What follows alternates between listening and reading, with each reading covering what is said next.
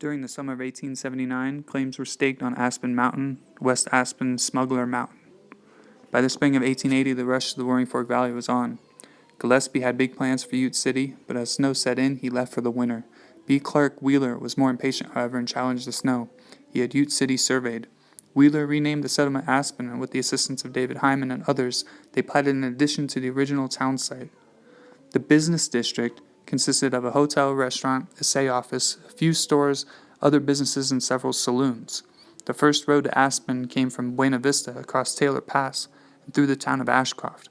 Aspen became more accessible when Independence Pass from Twin Lakes and Leadville opened in late 1881.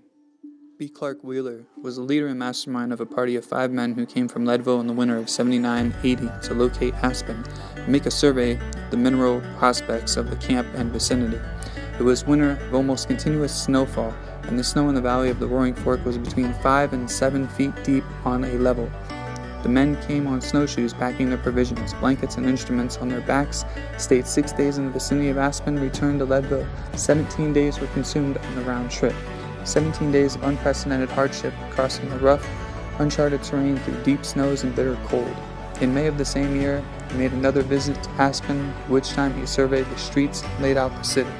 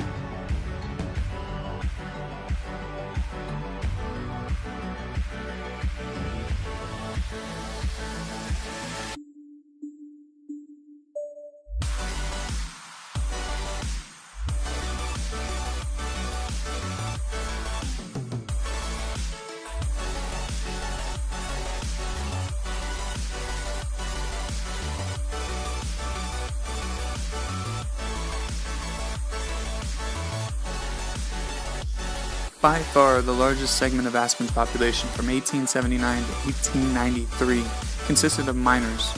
In the beginning years of Aspen's existence, there were no rooming houses.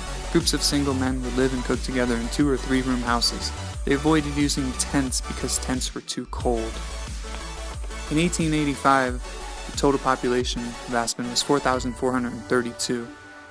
3,239 consisted of men, and 650 of those men were miners. So who built all these houses? How did they get the building material there without the railroad? How did they do it in the cold weather?